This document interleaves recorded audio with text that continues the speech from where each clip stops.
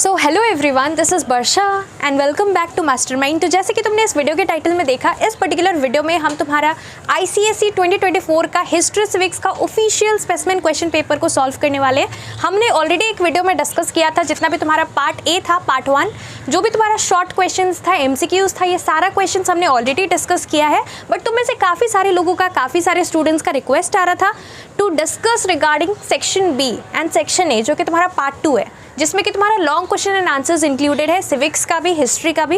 तो इस particular video में बेसिकली हम लोग डिस्कस करने वाले हैं solutions of the long question and answers, जो भी तुम्हारा सेक्शन ए और सेक्शन बी में जो डिवाइडेड है part 2।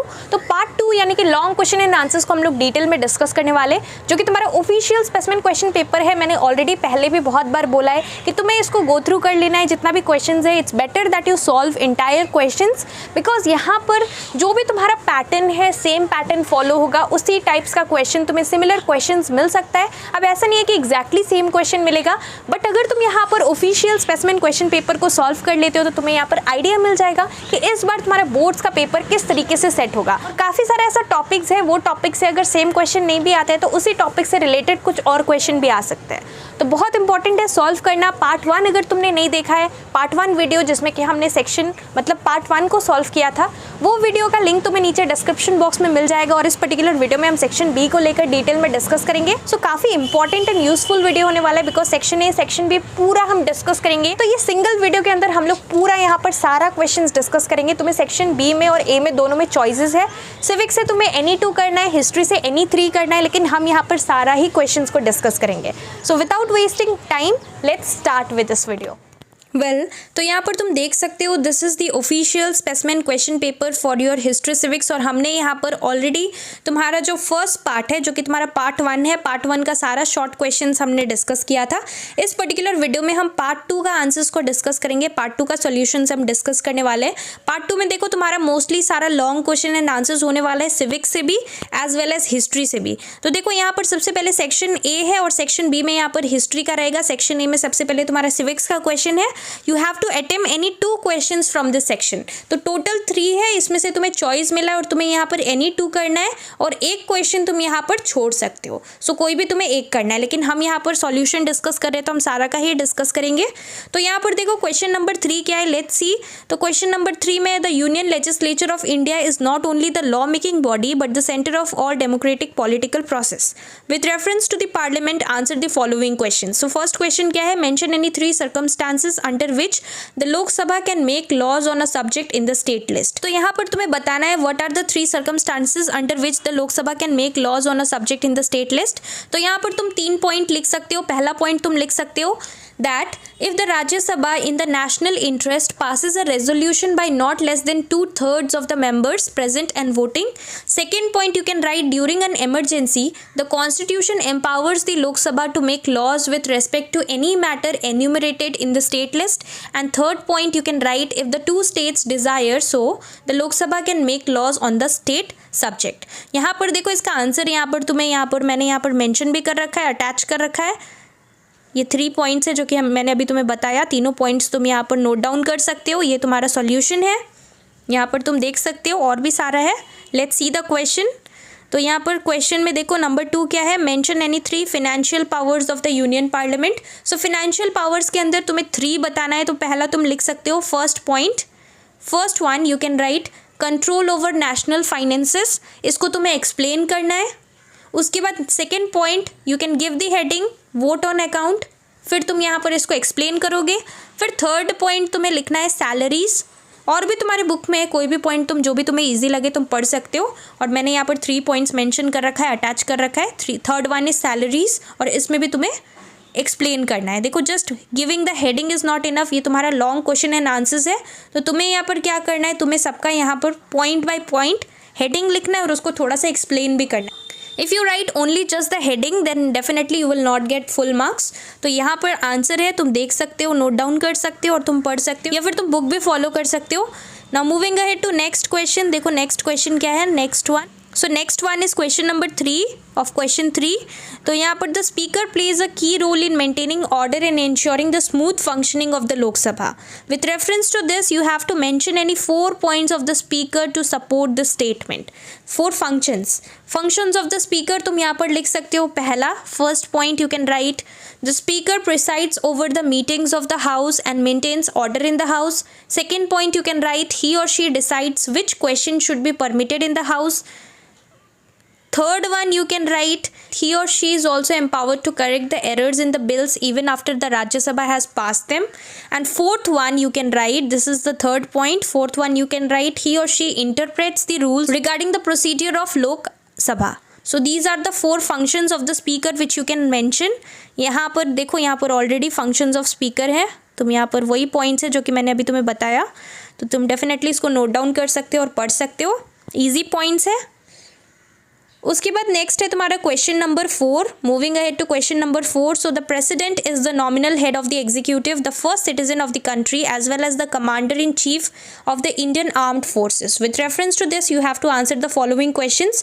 First one is mention any 3 qualifications required for a person to be nominated to the post of the president. So simply तुम्हें यहाँ पर qualifications required to become a president, to be elected as a president, ये तुम्हें qualifications बताना है. तुम book भी follow कर सकते हो. तो यहाँ पर देखो, फर्स्ट क्वालिफिकेशन तुम लिख सकते हो, he or she must be a citizen of India.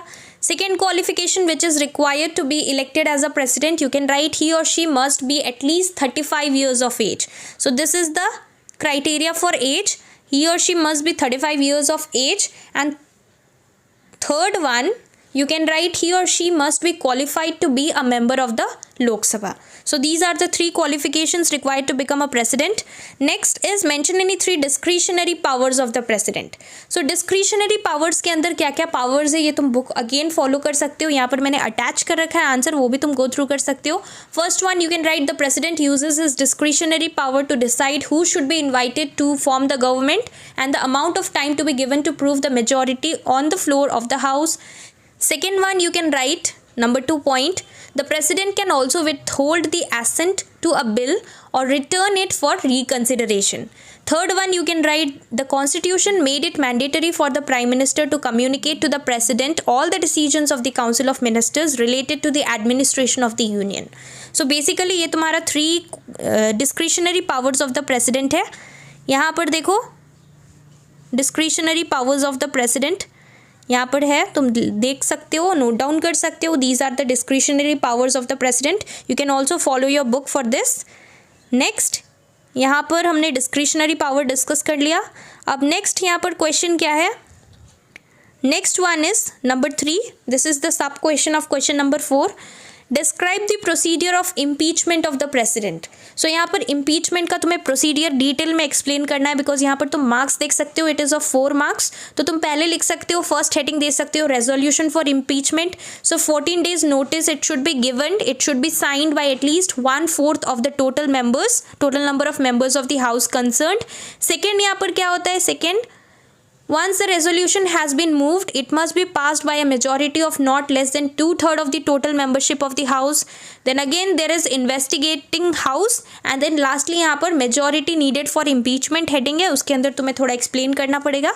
तो देखो डिटेल में यहाँ पर according to 4 marks यहाँ पर आंसर है, तुम इसको नोट डाउन कर सकते हो और यहाँ पर पढ़ सकते हो. This is basically the answer. Resolution for impeachment, 14 days notice, it should be signed by at least 1/4 of the total members of the house, number of members of the house concerned. ये पूरा तुम note down करके रखना. फिर यहाँ पर investigating house है, इसको यहाँ पर 2 lines के अंदर यहाँ पर लिखा हुआ है. तो लास्टली यहाँ पर majority needed for the impeachment, ये तुम्हें एक्सप्लेन कर देना है. अगर तुम इस तरीके से लिखते हो तो तुम्हें फुल मार्क्स मिलेगा. क्वेश्चन मतलब 4 marks का है ये क्वेश्चन, तो तुम यहाँ पर एक्सप्लेन कर डिटेल में लिख सकते हो. So we have completed with this question also. Question number 4 done. Now moving ahead to question number 5 now. तो देखो हमने ऐसे तो 2 क्वेश्चन ऑलरेडी कर लिया है, यहाँ पर तुम्हें 2 ही करना था, लेकिन यहाँ पर हम सब कुछ डिस्कस कर रहे हैं. क्वेश्चन नंबर 5 क्या है, the supreme court of India is the supreme judicial authority and the highest court of the Republic of India. It is the final court of appeal for all the civil and criminal cases. With reference to the supreme court answer the following questions. First question क्या है, who appoints the जजेस of the supreme court. How are the जजेस appointed, you can write the जजेस of the Supreme Court, they are appointed by the President of India, and he or she appoints the judges after consulting the judges of the Supreme Court and the High Court of the states as the President may deem necessary. तो ये basically तुम्हारा answer है कैसे appoint होता है, थोड़ा सा तुम्हें एक्सप्लेन भी करना है. Don't just write that they are appointed, the जजेस are appointed by the president, you have to explain. उसके बाद यहाँ पर है mention two qualifications required for a person to be appointed as a जज of the supreme court. So ये simple है, qualifications तुम्हें लिखना है रिक्वायर्ड टू बी अ जज ऑफ द सुप्रीम कोर्ट. तुम्हें हाई कोर्ट का भी पढ़ लेना है, आ सकता है. देखो स्पेसिमेन क्वेश्चन पेपर में यहाँ पर सुप्रीम कोर्ट का है, तो तुम्हारा यहाँ पर एग्जाम में हो सकता है, देयर आर प्रोबेबिलिटी कि यहाँ पर तुम्हारा हाई कोर्ट का पूछा जाए. सो सिंपल है, तुम यहाँ पर लिख सकते हो he or she must be a citizen of India. बाकी तुम एज रिक्वायरमेंट, एक्सपीरियंस, ये सब लिख सकते हो. Definitely you can follow your book for this. Next है question number 3, explain the term, question number 2 sorry, explain the term original jurisdiction of the Supreme Court with any 2 examples. So यहाँ पर तुम्हें क्या करना है, ओरिजिनल jurisdiction के बारे में लिखना है. तो ये भी तुम डेफिनेटली लिख सकते हो. ओरिजिनल jurisdiction क्या है तुम्हारी बुक में है. सो ओरिजिनल जुरिस्डिक्शन के अंदर तुम लिख सकते हो dispute. First point you can write dispute between the government of India and one or more states.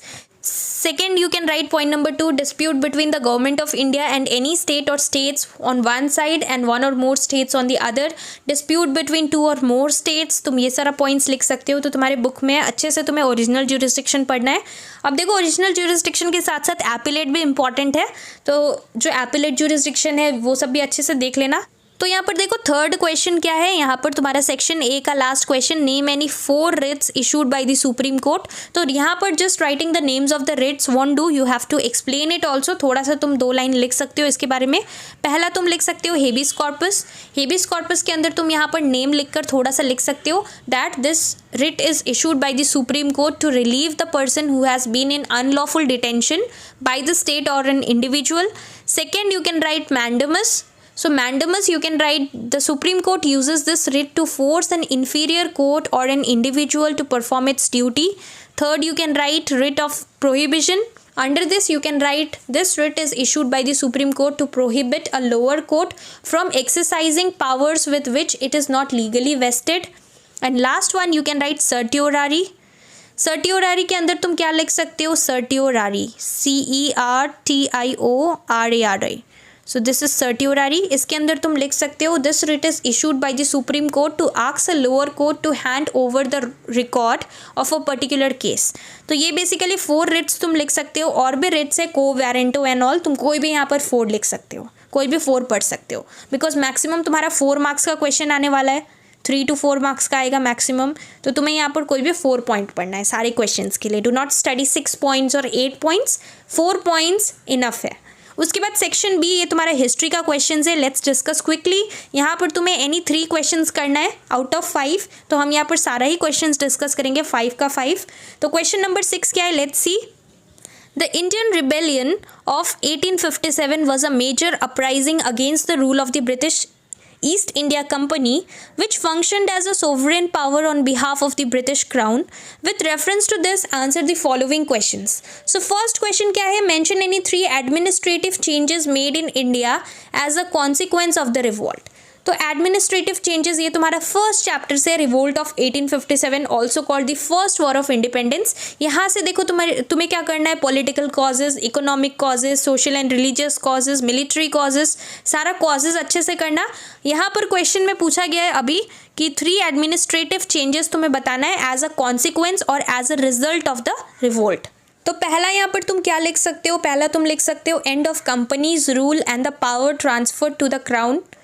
Second point you can write under administrative changes, Indians were not allowed to hold officer's rank and the highest rank an Indian soldier could reach was that of a subedar. Third point you can write, यहाँ पर तुम्हें 3 points पूछा गया है. Third administrative change you can write, efforts were made to isolate the soldiers from the life and thoughts of rest of the population through measures such as preventing newspapers, journals and nationalist publication from reaching them.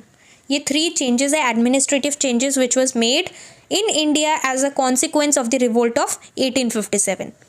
Second यहाँ पर question क्या है, how did the failure of this revolt impact the Mughals and the Peshwas? So how after the revolt of 1857 what was the impact to the Mughals and Peshwas? तो तुम लिख सकते हो यहाँ पर that the Mughal rule came to an end and the Mughal rulers had become a puppet in the hands of the British. So officially the British rule came to an end and Nana Sahib, who was the Peshwa ruler, led the rebellion in Kanpur and after the British captured Kanpur he escaped to Nepal. तो ये basically Mughals and Peshwas के बारे में है. Next है question number 3 which is a sub question of question number 6. Mention any 4 changes made in the army after the revolt. So changes in the army के बारे में तुम्हें लिखना है 4 changes. First change you can write the ratio of British to Indian soldiers was increased within India. Second, you can write modern weapons and artilleries were reserved only for the English soldiers. That means for the Britishers. Third point, you can write the Indians were strictly excluded from the higher post in the army. And the last point, that is number 4 point, you can write that the Indians were divided into martial and non-martial races and regiments were raised on caste and religion. तो ये 4 administrative changes तुम अपने book से भी लिख सकते हो. Book में सब कुछ दिया हुआ है. फर्स्ट चैप्टर का क्वेश्चन है, मैंने तुम्हें चैप्टर बता दिया. तो ये देखो, ये तुम्हारे सिविक्स का पार्ट था जो कि हम डिस्कस कर रहे थे रिट्स के बारे में. नेक्स्ट है तुम्हारा क्वेश्चन नंबर 7. क्वेश्चन नंबर 7 क्या है? Nationalism refers to the feeling of oneness that emerges when people consider themselves as one nation. With reference to the growth of nationalism, answer the following. So first question is, name the founder of the Indian National Congress. So who is the founder of INC? He is A.O. Hume. So A.O. Hume is the right answer. Next है, mention any 2 of its objectives. So basically यहाँ पर तुम्हें objectives of Indian National Congress लिखना है. बहुत easy है. तुम लिख सकते हो first point to develop national unity. Second point you can write to politicize and educate the people. तो ये तुम 2 ऑब्जेक्टिव्स लिख सकते हो. नेक्स्ट है question number 2. How did the press contribute to the growth of nationalism. So role of press के बारे में तुम्हें लिखना है, जो तुम्हारी बुक में रोल ऑफ प्रेस जो हेडिंग है उसके अंदर जो पॉइंट है वो तुम्हें लिखना है, बिकॉज क्वेश्चन में पूछा है how did the press contribute to the growth of nationalism. So here you can write first point तुम यहाँ पर लिख सकते हो for question number 2. First point you can write the press expose the true nature of the British rule. Second point you can write it spread liberty, freedom and equality. And third point you can write the press played an important role in fostering national unity and creating awareness among the Indians. तो ये तुम्हें 3 points तुम लिख सकते हो, because यहाँ पर 3 marks का तुम्हें दिख रहा है, 3 मार्क्स का क्वेश्चन है रोल ऑफ प्रेस. तुम लिख सकते हो. पैरा से बेटर है कि तुम यहाँ पर पॉइंट्स में लिखो, बिकॉज अगर तुम पॉइंट्स में लिखते हो तो तुम्हें ज़्यादा मार्क्स मिलेगा. पॉइंट वाइज यहाँ पर चेकिंग होता है. ICSE का जो बोर्ड पैटर्न है, जिस तरीके से चेकिंग होता है, चेकिंग का पैटर्न रहता है कि तुम्हें पॉइंट वाइज लिखना पड़ता है, एक्सप्लेन कर कर. लॉन्ग क्वेश्चन है तो जस्ट हेडिंग भी नहीं लिखना है, तुम्हें थोड़ा एक्सप्लेन कर कर इलेबोरेट कर कर लिखना है. लास्टली यहाँ पर थर्ड क्वेश्चन क्या है? Mention any 4 repressive policies of Lord Lytton. So Lord Lytton का यहाँ पर रिप्रेसिव पॉलिसीज तुम्हें लिखना है, कोई भी 4. तुम यहाँ पर reactionary policies of Lord Lytton तुम बुक में देख सकते हो. रिप्रेसिव या फिर रिएक्शनरी पॉलिसीज एक ही है, बुक से तुम फॉलो कर कर लिख सकते हो. Like he pass the Vernacular Press Act in 1878, then he also passed Arms Act. तो तुम ये सब देख कर मतलब एक बार फॉलो कर कर लिख सकते हो. ईजी है, 4 पॉइंट्स लिखना है. अब देखो now next is question number 8. थोड़ा लेंदी क्वेश्चन दिख रहा है, क्वेश्चन रीड करना पड़ेगा पहले. Read the excerpt given below and answer the questions that follow. The movement had generated worldwide publicity and British were looking for a way to end it. Gandhiji was released from custody in January 1931 and the two men began negotiating the terms of the pact. For many conservatives in England, the meetings and the talks seemed unacceptable. They thought it was inappropriate for the viceroy who was the representative of the British monarch to receive their arch enemy.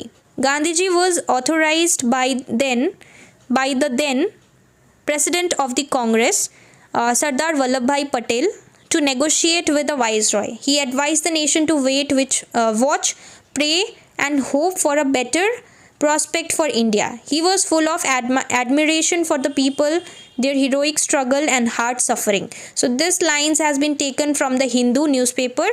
Source is the Hindu. इसके basis पे question क्या है? First question is who was the viceroy who negotiated with Gandhi ji. तो ये यहाँ पर paragraph में भी लिखा हुआ था. So who was the viceroy, तुम्हें वाइसरॉय का नाम बताना है. So he was Lord Irving.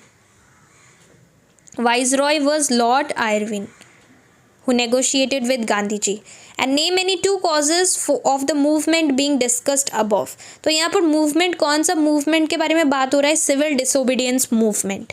तो सिविल डिसोबीडियंस मूवमेंट, ये तुम्हारा महात्मा गांधी का क्वेश्चन है पूरा, जो एक्सट्रैक्ट है, मतलब यहाँ पर जो पैराग्राफ है, sorry this is not an extract, these lines have been taken from the newspaper the Hindu. तो यहाँ पर देखो, यहाँ पर तुम्हारा कॉजेज लिखना है ऑफ मूवमेंट. कौन सा मूवमेंट का बात हो रहा है? Civil disobedience movement. तो तुम यहाँ पर पहला लिख सकते हो death of Lala Lajpat Rai. Second point, the constitution of Simon Commission with no Indian members. Third you can write demand for Purna Swaraj. तो इसको तुम्हें थोड़ा सा एक्सप्लेन करना है. ये मैंने तुम्हें जस्ट की पॉइंट्स बताया, इसको अंडरलाइन कर कर तुम्हें पैरा थोड़ा सा एक्सप्लेन करना पड़ेगा कॉजेज में. 3 पॉइंट मैंने तुम्हें बताया, तुम्हें कोई भी 2 बताना है. क्वेश्चन में 2 है, 2 लिखना है. नेक्स्ट है question number 2, mention any 3 impacts of this movement. तो यहाँ पर इम्पैक्ट्स बताना है. What was the impact of this movement? कौन सा movement? This is civil disobedience movement. तो इसका इम्पैक्ट क्या लिख सकते हो तुम? फर्स्ट पॉइंट के अंदर लिख सकते हो, it popularised new methods of non violent resistance. Second you can right, it united Indians from all the walks of life. And third you can write, it weakened the British authority. थोड़ा सा explain कर कर अच्छे से लिखना. You can also follow your book again. तो यहाँ पर तुम बुक फॉलो कर सकते हो, जो भी आंसर तुम्हें यहाँ पर कुछ भी डाउट्स है तुम बुक को फॉलो कर सकते हो, बुक में सब कुछ दिया हुआ है. Next question number 3, as a consequence of this meeting pact was sign. So कौन सा पैक्ट था? It was Gandhi Irwin pact. तुमने बुक में सुना होगा, पढ़ा होगा. तो गांधी आयरविन पैक्ट के बारे में बात हो रहा है. Mention any 4 conditions that the Congress and the British government agreed according to this pact. तो लखनऊ पैक्ट के बारे में तुम्हें लिखना है. What were the conditions that the Congress and the British government agreed? तो 4 conditions लिखना है. अगेन तुम बुक फॉलो कर सकते हो. गांधी आयरविन पैक्ट का यहाँ पर क्या कंडीशंस था between the Congress and the British government. तो यहाँ पर तुम पहला पॉइंट क्या लिख सकते हो? First point you can right removal of salt tax. Second, you can write withdrawal of all the ordinances that curbed the activities of the Congress. Third, you can write release of those who were arrested for taking part in the civil disobedience movement. And fourth point, or the last point, you can write withdrawal of all prosecutions except the involving violent crimes. So these are the points which you can write. So यहाँ पर देखो सारा कुछ तुम्हें book में भी मिल जाएगा, तुम बुक से कर सकते हो, या फिर जो आंसर मैं तुम्हें यहाँ पर बता रही हूँ तुम ये भी लिख सकते हो, कहीं से भी पढ़ सकते हो. लेकिन यहाँ पर काफ़ी लोग यहाँ पर तुम लोग रिक्वेस्ट कर रहे थे कि यहाँ पर पार्ट 2 को डिस्कस करने, जो तुम्हारा सिविक्स का और हिस्ट्री का जो पार्ट 2 है, तो ये हम डिस्कस कर रहे हैं. अब देखो question number 9, this is the second last question.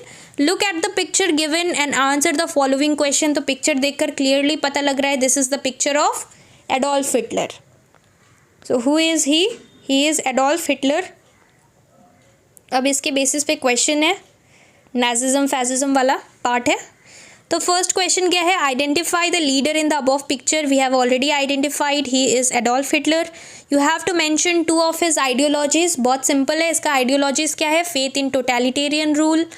Second you can write to uphold 1 party and 1 leader. और भी बहुत सारा है, तुम कोई भी 2 लिख सकते हो, तो मैंने तुम्हें 2 बता दिया, 2 of his ideologies. Moving ahead to next question, you have to write mention any 3 causes for his rise to power. So यहाँ पर 3 कॉजेज लिखना है. वाई डिड, मतलब यहाँ पर बेसिकली तुम्हें लिखना है कि ये जो पावर में आया एडोल्फ हिटलर, तो इसका कॉजेज क्या था, रीजंस क्या था. सो यहाँ पर बेसिकली क्वेश्चन थोड़ा देखो घुमा फिरा कर पूछा गया है. सिंपली तुम्हें लिखना है what is the cause of rise of Nazism in Germany. So rise of Nazism लिखना है, simply causes. So first one you can write humiliating Treaty of Versailles or whatever you call it, Versailles. Second point you can write growing fear of communism. Third point you can write economic crisis. तुम्हारे book में ये सारा points दिया हुआ है, और भी points है, तुम्हें कोई भी 3 पढ़ना है. To be on a safer side you can study any 4 points because यहाँ पर अगर इस वाले क्वेश्चन में आ जाए 4 मार्क्स वाला में, तो तुम अच्छे से आंसर कर पाओगे. नेक्स्ट यहाँ पर लास्ट क्वेश्चन है, what was the immediate cause of the second world war. अगर हम यहाँ पर फर्स्ट वर्ल्ड वॉर का डिस्कस करें, so it is Sarajevo crisis, that is the murder of और assassination of archduke Franz Ferdinand. But यहाँ पर क्वेश्चन में है immediate cause of second world war. तो यहाँ पर सेकेंड वर्ल्ड वॉर का इमीडिएट कॉज क्या है? Hitler's invasion of Poland. This is regarded as the second immediate cause of second world War. और यहाँ पर पूछा गया है 3 reasons given by this leader, that means Adolf Hitler, to justify his action. तो यहाँ पर basically Hitler's invasion of Poland का रीज़न क्या दिया है हिटलर ने, वो तुम्हें यहाँ पर लिखना है। तो तुम यहाँ पर लिख सकते हो पहला, first one you can write the city of Danzig was inhabited by the Germans and it was significant for Germany as it connected Germany to East Prussia. This is one of the main reason. उसके बाद second, this was one of the main reason that was given by Hitler. Second point you can write, Germany signed a non-aggression pact with Russians or Russia. Next, third one you can write, the port of Danzig was given to Poland. So these are the reasons why Hitler invaded Poland. इसको देखो detail में तुम explain कर सकते हो, तुम्हारे book में है, थोड़ा सा तुम एक्सप्लेन करके लिख सकते हो। नेक्स्ट है लास्ट क्वेश्चन, क्वेश्चन नंबर 10। देखो बहुत इजी क्वेश्चन है, ये चैप्टर बहुत इजी है। तो यहाँ पर क्वेश्चन क्या है, the United Nations organisations aims to maintain international peace with reference to its organs and agencies, answer the following. First question क्या है, what is the composition of ICJ, International Court of Justice. So यहाँ पर तुम लिख सकते हो, point कर कर आंसर दे सकते हो। पहला पॉइंट में तुम लिख सकते हो द कोर्ट कंसिस्ट ऑफ 15 जजेस, कोर्ट कंसिस्ट ऑफ 15 जजेस। Here we are talking about ICJ, that is International Court of Justice. Second point you can write, both General Assembly and Security Council chooses the 15 judges.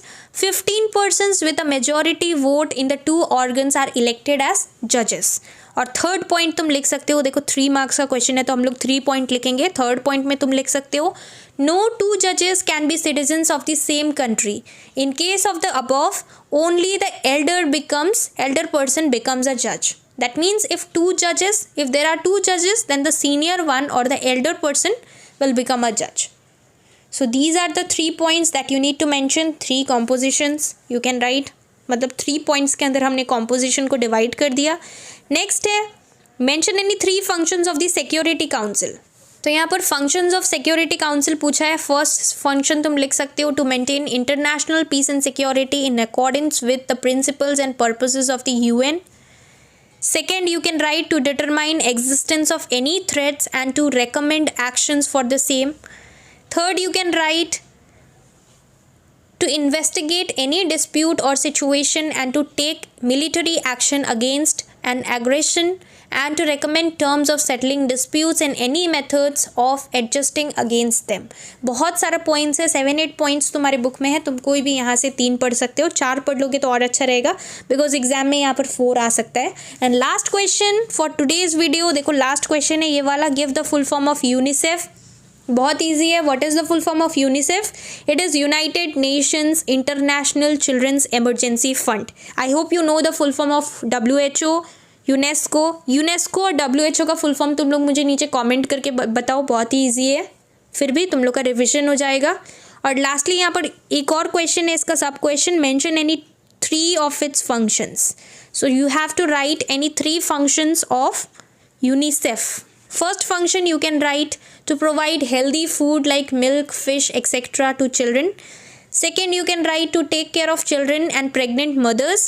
And third point you can write, it takes special care of the children living without parental care.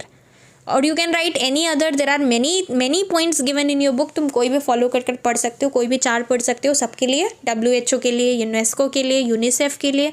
तो that's all for this video. हमने यहाँ पर पूरा official specimen question paper का section B और section A, मतलब यहाँ पर तुम्हारा पार्ट 2 का दोनों क्वेश्चन, लॉन्ग क्वेश्चन, सिविक्स का भी, हिस्ट्री का भी सारा डिस्कस किया। आई होप कि तुम्हें यहाँ पर सारा सब कुछ यहाँ पर क्लियर हो गया, सारा चीज़ का आंसर तुम्हें मिल गया। अगर तुम्हें यहाँ पर कुछ भी डाउट है तो डेफिनेटली तुम लोग मुझे नीचे कमेंट करके बोल सकते हो। और लास्टली यहाँ पर तुम्हारा जो कि यूनेस्को और WHO है, इसका फुल फॉर्म तुम लोग मुझे नीचे कमेंट करके बताना। So that's all for this video. Thank you so much for watching.